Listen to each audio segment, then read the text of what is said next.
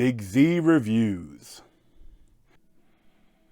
The Invisible Man is the newest adaptation of the classic H.G. Wells novel of the same name, and this time it was written for the screen and directed by Leigh Whannell. That he's directed Insidious 3 and the excellent Upgrade, and he's also worked with Saw with James Wan.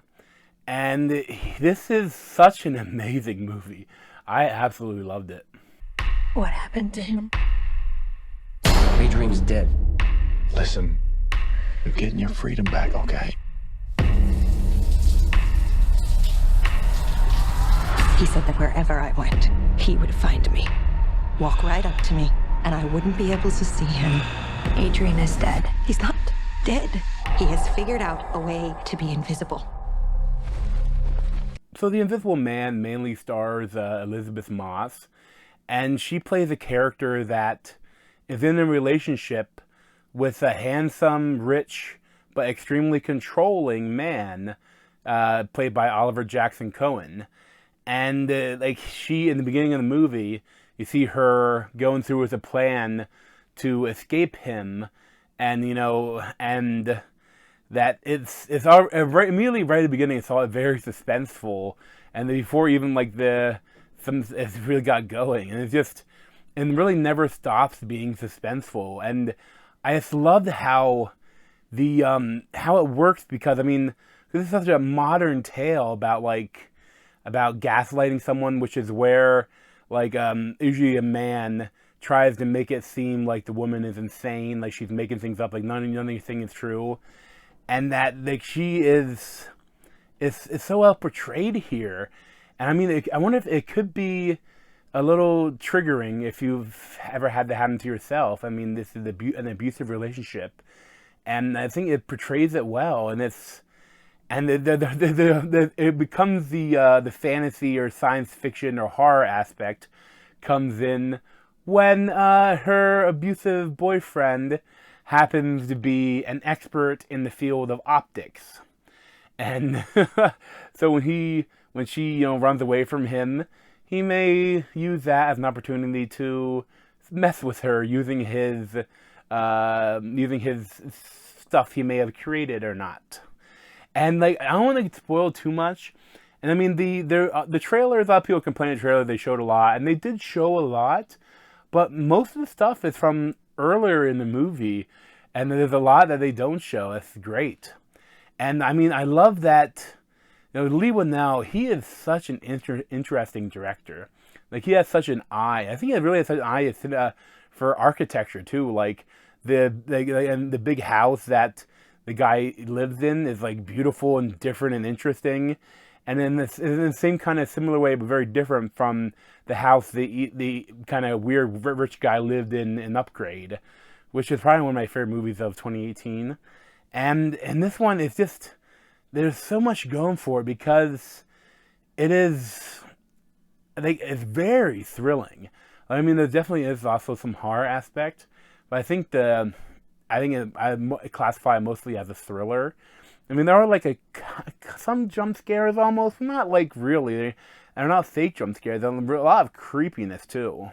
The way it's filmed and the way it's acted by Elisabeth Moss, who's amazing. Something about it, you feel like you're in it with her. The way they portray it, but they show her and they see her looking like, is someone watching me? They get them on that weird feeling that someone is watching you. And then she'll look around an empty room, and as the viewer, you're looking too, is there any hint that he could be there? And then in the couch, there's a dimple there, and it's is that just an older, distressed couch, or is there an invisible person sitting in it? And the way they do this is so expert. I really love that aspect of this film. And I won't spoil, but there are certain times throughout the movie where you'll be waiting for something to happen, and sometimes nothing will happen. Because it's almost like the idea that there may not be anyone in the room, but there might be, and you don't know. But then sometimes when the things happen, and there are these bursts of gruesome violence, and it's like you go, holy shit!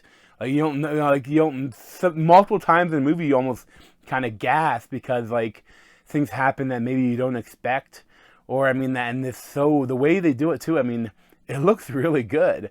I assume that like they had for some of the stuff they had like a guy in a green suit, and then they just cut him out instead of replacing him with something. I think it'd probably be easier, though I don't know. They probably have to film. I don't think they have to film it twice so to get the background or what. But like, it's something. It looks really good, and you're not spoiling, but like the design of the Invisible Man stuff, like what they do with that design, it's creepy as all hell. Like it reminded me a little bit of the weird alien creatures at the end of Annihilation. There's something that like is so inhuman, even though it's in like a humanoid form, and like the actual like the technology and stuff that goes on is believable. And I love how Leigh Whannell creates these sci-fi films where they're so close to what we can do now.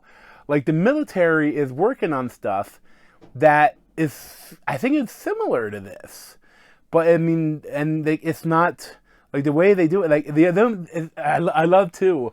So many other movies would have like an explanation scene, like this is how I built this, and this and this and this how I'm doing. And like they never do that. They just show you something, and they rely on you being smart and then think, oh, that's how that works. And it's just so well done. So along with Elisabeth Moss and Oliver Jackson-Cohen, you also have Harriet Dyer as her sister, and there's some really interesting stuff there. And you also have Aldous Hodge and Storm Reed as like this father and daughter who are friends with Elisabeth Moss, and like she's living in their house because she's trying to recover from the horrible stuff that went down with her ex-boyfriend. And there's also the Oliver Jackson-Cohen, Adrian, the evil boyfriend, also the brother, Michael Dorman.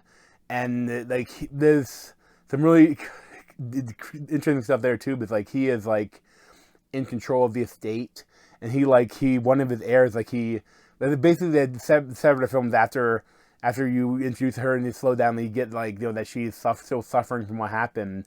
Like she gets there's news that Adrian killed himself, and then he goes to the brother invites her to to give her money essentially, but it's like you can't be convicted of a crime and you can't be declared insane or the money will go away. And like some of the stuff and some of the writing around the brother character and things that they do is just so interesting and different. Like it's stuff that I didn't really expect, but like you kind of think I bet they're gonna do this one, then they do, but they do slightly different things with it. Like I was never really sure what exactly this film was gonna do. I will say that this film is a little longer than the average like horror film. It comes in at a little bit over 2 hours, but I did not feel its length. Like even like there's a couple of different, like there's not multiple endings, but a couple of different things happen towards the end, and I love different things that it does. Like I really liked what it did with this story, and really Elisabeth Moss, like she, like so much of the film relies on her. And that like when like she like people think she's crazy because she's being gaslighted, and like you see it wearing on her. Like it's almost like a descent into madness, because like she knows there's an invisible man they're messing with her, but like it's how do you prove that? So like she's almost kind of going a little crazy too, even though she knows that it's real. But like there's no one around her believes her, but it's something about it. She's just so good in this film. Like, and I really hope this film does well. I mean, I think it's anticipated to be bringing around $30 million, and they cost $10 million to make. So I mean, it's gonna do well no matter what. But I hope it does really well, because Blumhouse has the last couple movies they've done haven't been great, but this is an excellent film. I really hope that anytime there anyone else looking to make some sort of sci-fi like horror thriller, like you gotta get a hold of Leigh Whannell and make something with him. It's like he also seems like a really nice guy. I think even like he like commented like said something on Twitter. I think that I can remember like said something about being upgrade being really good, and he said like thanks or something like that. And I know my brother back in when he was in grad school, like he won this a contest to go to the premiere of Saw in Atlanta, and like I know he went there, and then like afterwards, Leigh Whannell actually bought him a beer, and they talked with him for a while. He's a really nice guy, so it's great. I mean, it's funny because James Wan, he kind of went to these huge blockbuster films, but like the Leigh Whannell, his what he's done with his career has gone a little slower, but he's creating some really interesting films, and I really hope that he can keep creating these interesting films, and I really love to see what he does next. This film really is just an absolute thrill ride, and when stuff goes down, like when things start happening, like the action is filmed so like stylistically, but then also it's so interesting. Like, you've seen Upgrade, which if you haven't seen it, you really need to see it. But like something about how he films action scenes is so cool. And it's not as like super stylized as Upgrade, because there was a lot of stuff that tied into the story for why the character was moving differently. But still, like he does some similar things where, like, I think actually like, I've seen the behind the scenes like stuff, because like most modern cameras, even though they might cost like $30, $40, $50, $100,000, they're not, most of them aren't that smart. Most phone cameras are smarter than the cameras that cost more than a car. But like so he actually, like, he's strapped, I know, an Upgrade, I'm sure this might be similar too, but like he does things like, the easiest way to do it would be like to digitally like stabilize it and move it and post and do things with it. But this one, there's no image blur, and it looks better than that.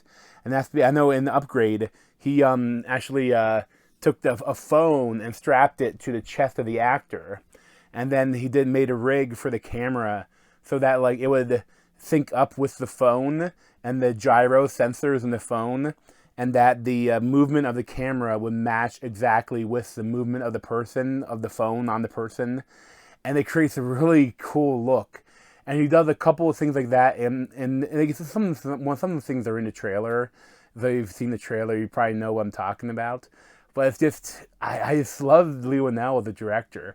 And then he's really interesting as a screenwriter too, And he's one that I think probably he helped write the Saw, the first couple Saw movies. And I mean, he is, I really love this film. And I mean, there's so much that, like, I don't want to spoil anything, but like the things that it does, it's just so interesting. And I think it would be really good to see this again. Like, I could see this really holding up to multiple viewings. And I would highly recommend it. I think I'd probably give it like a 9.25 out of 10, even like a 9.5 out of 10. I don't know. I really loved it. Would highly recommend it if you have any interest in like thrilling films, horror, action, kind of like, and psychological thrill. I mean, there's so much going here for it that I hope you check it out and see it in theaters. But thanks for watching. You check out the playlist around my head and subscribe to me at Z over there. Thanks. This has been a Big Z movie review. Thanks for watching.